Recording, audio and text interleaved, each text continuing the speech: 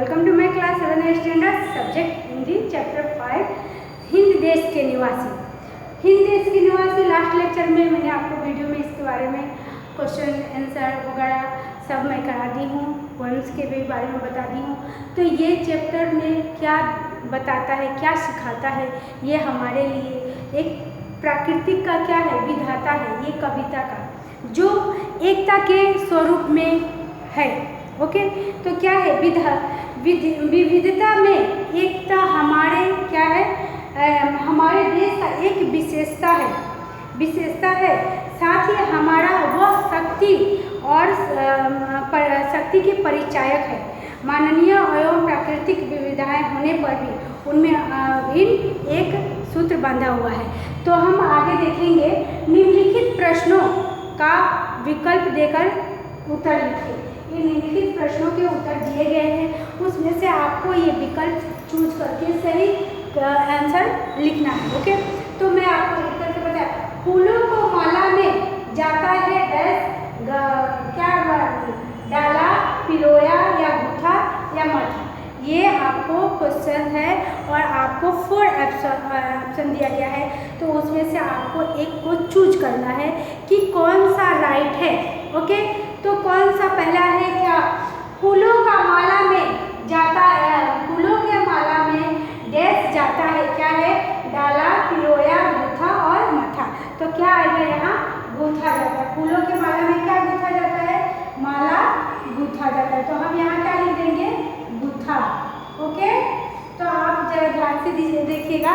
फिर नेक्स्ट है, कोयल की निराली, कोयल की डैश निराली होती है, कोयल की डैश निराली।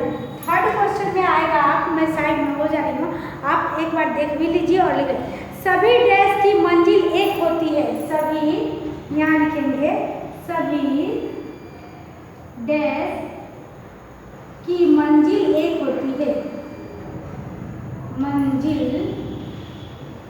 क्या है, एक होती है, एक होती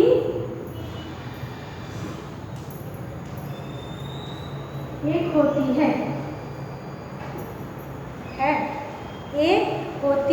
है। तो इसमें भी हम 4 ऑप्शन लिखेंगे। इसमें भी क्या, कितने ऑप्शन लिखेंगे, 4 ऑप्शन लिखेंगे। तो कौन कौन सा आएगा ऑप्शन आपका, पहला आएगा आपका यात्री, पंथों और संतों और कदम। तो हम क्या लिखेंगे, पहला यात्री लिखिए, ए में यात्री, यात्रियों लिखेंगे तो बड़ी यात्रियों। ओके, फिर यात्रियों के बाद पंथों, बी में पंथों, सी में लिखेंगे, सी में आप लिख लीजिए संतों,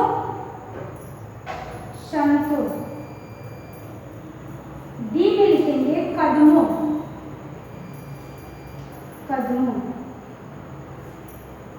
में। ओके, तो अब हमें ये देखना है, सभी डैश की मंजिल एक होती है। तो किसकी मंजिल एक होती है, पंथों की, जो एक साथ चलते हैं। तो यहाँ क्या लिखेंगे, पंथों। ओके, सेकंड में हमें क्या है, कोयल की डैश निराली होती है, कोयल की कुकू क्या होती है, निराली होती है। तो हम कौन सा लिखेंगे, डी आ जाएगा इसमें, इस थर्ड में सी, सेकेंड में डी। तो यहाँ क्या लिखेंगे, कुकू, क्या लिखेंगे, कुकू। ओके, फिर आपको थर्ड में आएंगे, तो आपने क्या लिखा, पंथो, बी। ओके, फोर्थ नंबर में हम देखेंगे आपका पपीहे, तोता, बुलबुल, सारस। ओके, तो इसका है डैश की टेर सबको प्यारी लगती है, डैश की टेर सबको प्यारी लगती है। तो हम यहाँ लिखेंगे फोर्थ नंबर में, आइए देखिए, फोर्थ में डैश टेर की, डैश की टेर सबको, है ना, प्यारी लगती है, सबको क्या लगती है, प्यारी लगती है। ओके, तो फिर इसमें क्या लिखेंगे हम? पपी है, ए में लिखेंगे पपी है, ए में आएगा पपी है। ओके, बी में लिखिए, अब बी ऑप्शन में लिखिए तोता, तोता, क्या लिखा हमने? तोता। सी में लिखेंगे बुलबुल, सी में लिखेंगे बुलबुल, बुलबुल। और डी में लिखेंगे सारस, डी में लिखिए सारस, सारस। ओके, साइड हो जाती हूँ। तो हम यहाँ क्या लिखेंगे आपको बताना है। डैश की टेर सबको प्यारी लगती है, डैश की टेर सबको प्यारी लगती है। किसकी? पपी है, ये ऑप्शन ए है ना, पपी है लिखा है हमने यहाँ। ये देखिए थोड़ा सा बोर्ड छोटा ये हो जा रहा है, इसलिए सही से नहीं लिखा रहा है। यहाँ देखिए पपी है की टेर सबकी सबको प्यारी लगती है, पपी है, पपी है। ओके, नाउ लिसन, चलिए यहाँ देखिए फिर से मैं रिपीट कर रही हूँ मैं 1 2 3 टाइम्स करती हूँ, बट इसलिए कि आपको देखते देखते मेरे बोलने से ही आपको क्वेश्चंस आंसर ऑप्शन वाले फिल इन द ब्लैंक्स ये सब लर्न हो जाए। ओके, तो आपको यहाँ ध्यान देना है। फिर से रिपीट कर रही हूँ। नाउ फूलों को माला में गूंथा जाता है। ओके, डाल पिरोया और गूंथा मूंथा। कोयल की क्या है? कोयल की कुकू, यहाँ डैश है, कुकू निराली होती है, निराली होती है, ऐसे लिखेंगे। हाँ, ओके, चलिए फिर सभी पथों की मंजिल एक होती है, सभी पथों की मंजिल एक होती है। फिर 4 पपी है की टेर सबको प्यारी लगती है। चलिए इसको इरेज कर देते हैं, आपने लिख लिया। ओके, आपको ध्यान में होना चाहिए कि आपके बुक में ग्रामर भी है और ग्रामर में आपने मुहावरा, समानार्थी, अपोजिट ये सब आपने सीख लिया है। सर्वनाम, संज्ञा भी और सर्वनाम भी मैं सिखाई हूँ, और पंक्चुएशन, विराम चिन्ह भी। ओके, तो सॉरी ये कर दिया है। ओके, चलिए नाउ स्टार्ट। अब दूसरा मैं बताती हूँ।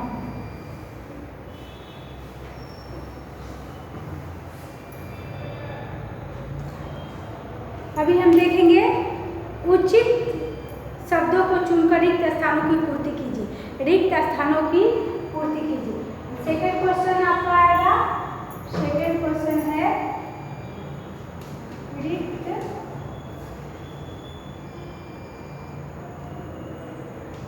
स्थानों की पूर्ति कीजिए।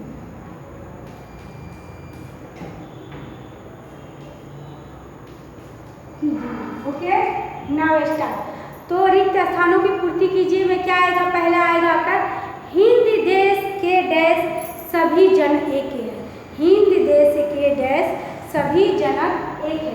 तो आपको लिखना है, हो सके तो ऑप्शन भी आ सकता है और नहीं भी आ सकता है, वटेवर।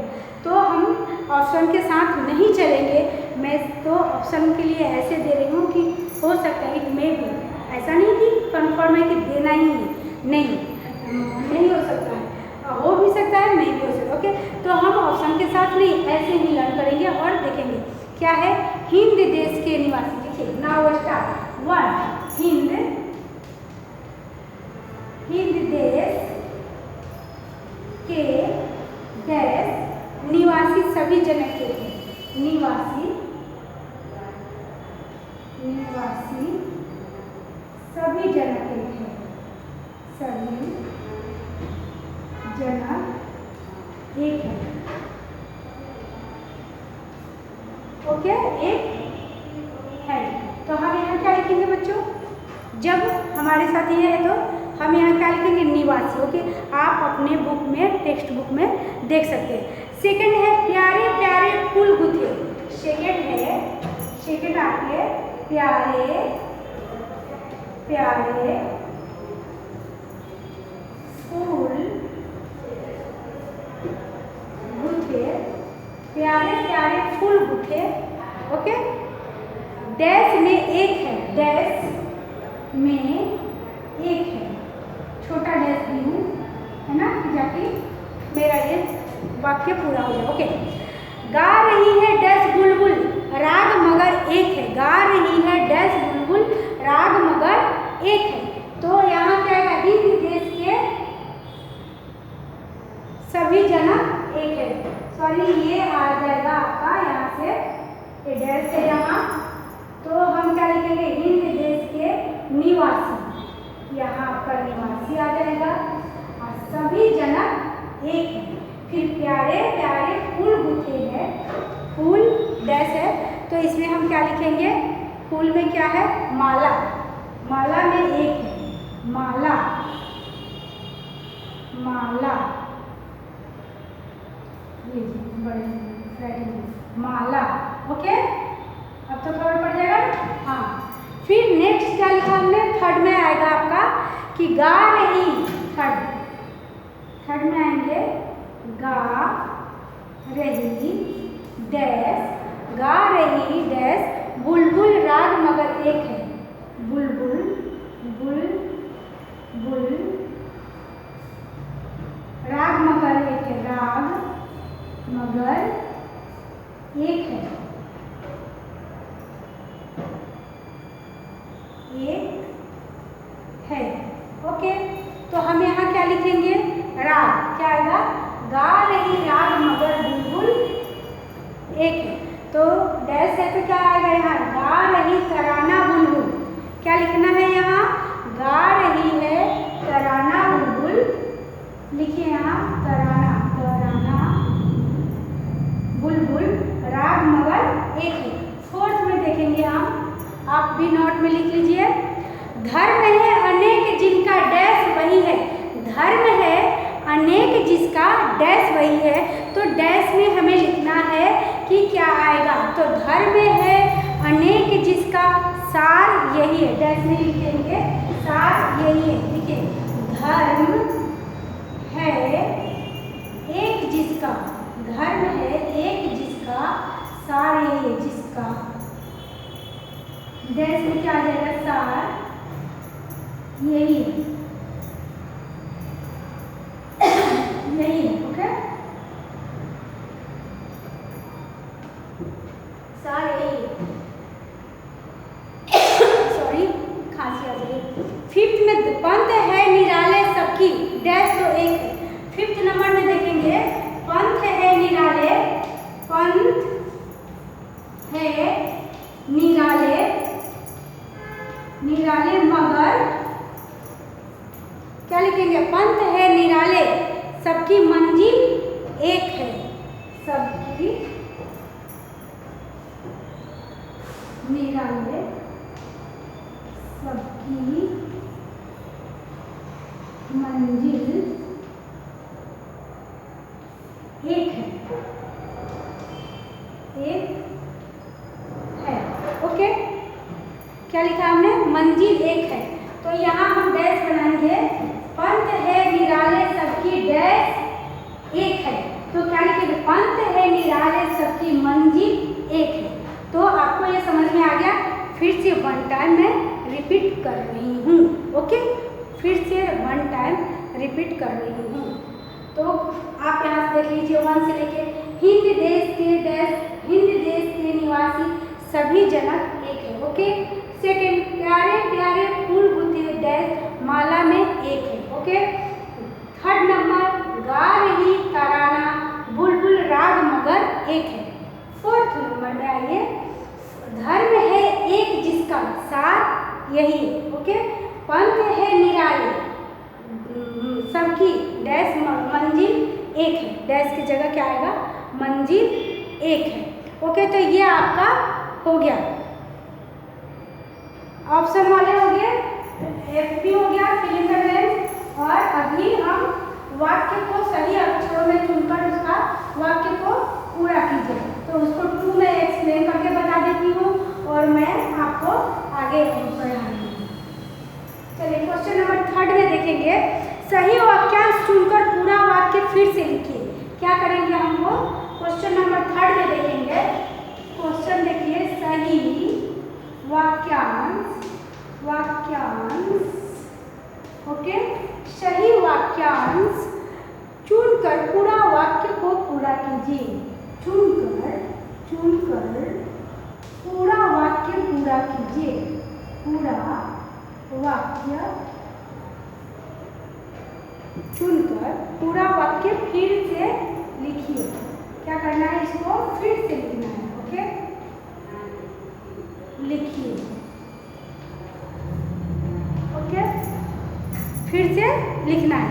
ठीक है, तो मैं 1 और 2 बता देती हूँ। जैसे विविधता में ही एकता, क्वेश्चन आएगा विविधता में ही डैश, ऐसे आ जाएंगे आपके। ओके, विविधता में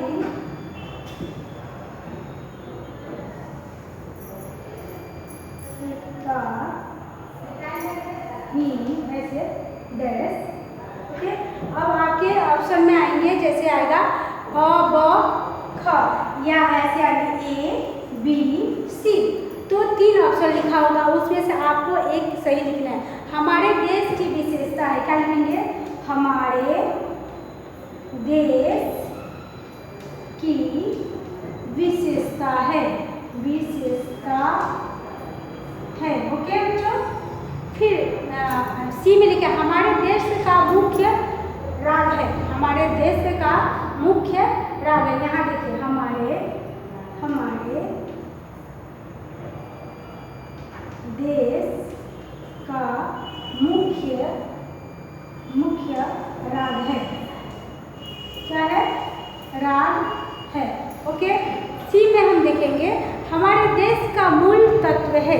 हमारे देश का मूल तत्व है। हमारे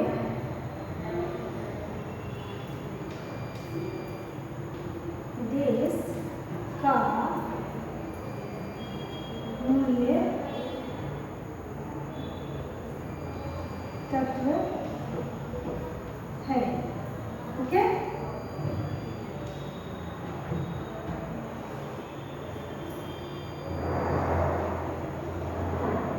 तो इसमें हम कौन सा लिखेंगे, जो पूरा ये वाक्य पूरा हो जाएगा, विविधता में एकता ही। तो ये 3 दिया गया है, आपको लिखना है कि कौन सा सही है। तो हम क्या लिखेंगे, हमारे देश की विशेषता है, या हमारे देश का एक मुख्य राग है, या हमारे देश का मुख्य मूल्य तत्व है। तो कौन सा यहाँ आएगा, विविधता में ही एकता है। तो आप कैसे आंसर लिखेंगे, आंसर में ऐसे कर देना है आपको। यहाँ लुक एट बोर्ड, देखिए, फिर पहले आपने लिखेंगे विविधता में एकता ही। फिर हम कौन सा लिखेंगे, राइट है ए, कौन सा ए। तो ए में क्या है, हमारे, ऐसे लिख देंगे यहाँ से, हमारे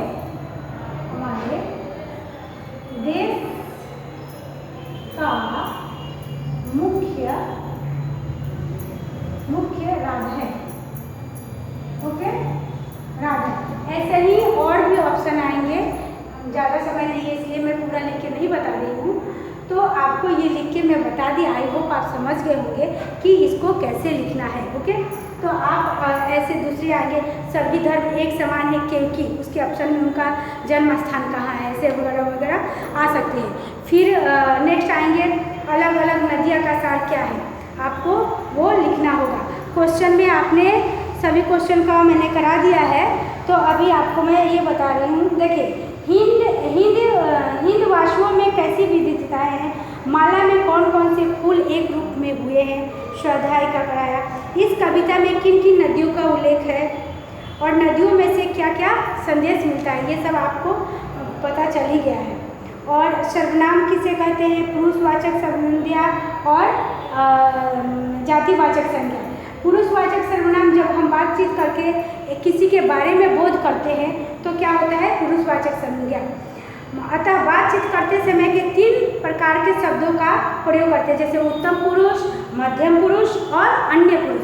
उत्तम पुरुष में कौन आता है, first person, second person and third person. First person जैसे मैं, हम और तुम और तुझे। ओके, सेकंड पर्सन तुम, यू, आप, तुम्हें, मी आदि। और थर्ड पर्सन में कौन होता है, वह, वे, उसे, उन्हें आदि। ये 3 पर्सन होते हैं, फर्स्ट सेकंड थर्ड, प्रथम पुरुष, द्वितीय पुरुष, मध्यम पुरुष और अन्य पुरुष। ओके। निजीवाचक सर्वनाम, कुछ सर्वनाम शब्दों को प्रयोग स्वयं किया जाता है, जैसे निजीवाचक सर्वनाम कहते हैं, जैसे अपनापन होता है ना, उसमें अपनापन बोध होता है। निजवाचक सर्वनाम कहते हैं, जैसे मैं स्वयं चला जाऊंगा, तो इसमें क्या आता है, निजवाचक, एक दूसरे से संपर्क में आता है ना, मैं स्वयं काम कर लूँगा, मैं खुद कर लूँगा, तो इसमें निजीवाचक संज्ञा आता है। इतना जानिए। आपको मैं सब बता दी, सर्वनाम में कौन कौन से आते हैं, मैं, हम और तुम इत्यादि, ये सब बता दी। और पुरुषवाचक सर्वनाम में कितने होते हैं, 3 प्रकार के होते हैं, प्रथम, मध्यम और अन्य, first person, second person and third person. और निजीवाचक सर्वनाम जिससे अपने आप में बोध किया जाता है, उसे निजीवाचक सर्वनाम, जैसे स्वयं, अपने आप, खुद, जैसे वो अपने आप चला जाएगा। ओके, ये हो गया। अब नाउ स्टार्ट देखेंगे। ऐसे तो मैंने आपको पढ़ाया है, लिखाया है, ओके, और ओरल भी बताया। अभी आपको लेटर आपने 4th 6th स्टैंडर्ड में भी पढ़ा होगा, तो मैं आपको लेटर के बारे में आज यहाँ बताऊंगी कि लेटर कितने तरह के होते हैं। लेटर कितने तरह के होते हैं, 2 तरह के। कौन से, फॉर्मल, इनफॉर्मल, औपचारिक, अनौपचारिक।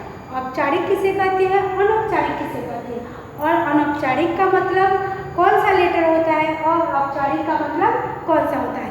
तो मैं आपको ये बताने वाली हूँ कि औपचारिक और अनौपचारिक लेटर जो हम अपने बड़े के पास लिखते हैं तो कैसे लिखते हैं, छोटे के पास लिखते हैं तो पहला हेडिंग कैसा होता है। बड़ों के साथ लिखते हैं तो क्या लिखते हैं हम, पहले रिस्पेक्टेड, इंग्लिश में क्या होता है, रिस्पेक्ट मतलब आदरणीय, आदर करते हैं। तो अगर बड़े के पास लिखना है, जैसे हमें अपने पापा के पास, माताश्री या पिताश्री के पास लेटर लिखना है, तो क्या लिखेंगे हम वहाँ पहले हेडिंग में, जैसे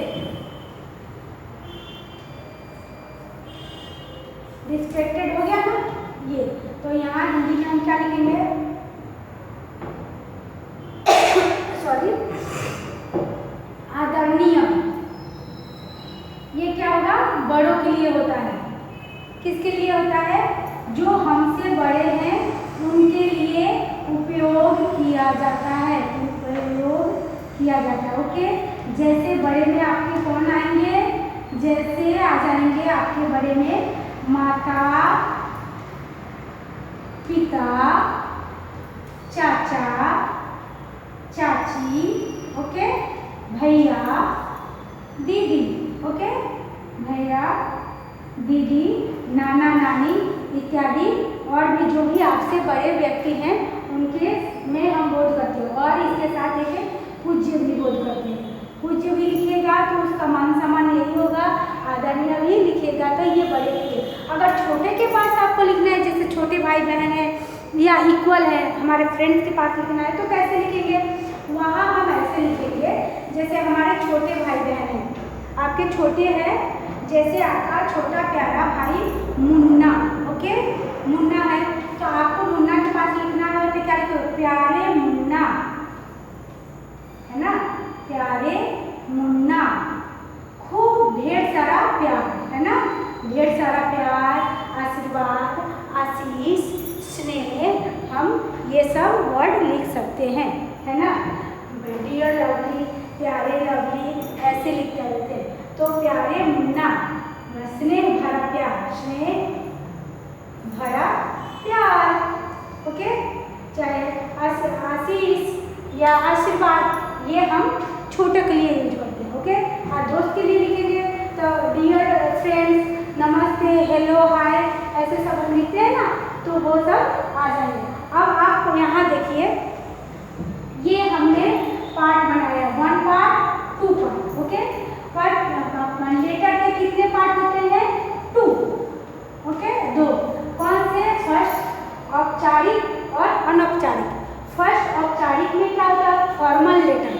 फॉर्मल लेटर किसको लिखते हैं हम, जैसे कि प्रधानाध्यापक महोदय, केंद्रीय विद्यालय, पुलिस स्टेशन, या हम वाद विवाद प्रतियोगिता के पास, या प्राइम प्राइमरी सचिव बनने चाहिए या किसी निवेदन अधिकारी के पास अगर आपको लेटर लिखना हो तो फॉर्मल लेटर में कैसे लिखेंगे, तो उसमें पहले लिखा जाता है कि सेवा में क्या लिखेंगे।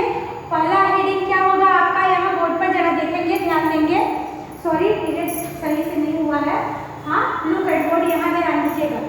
फॉर्मल लेटर में हमको लिखना है फॉर्मल लेटर, ओके।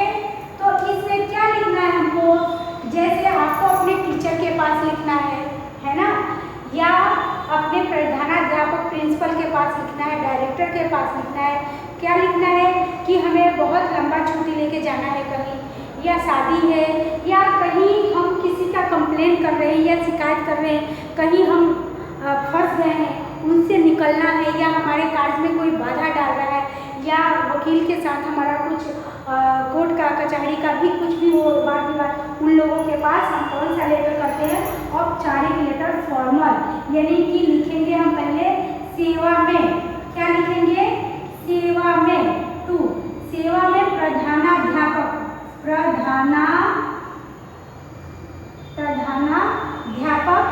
या प्रधानाचार्य महोदय या महोदया,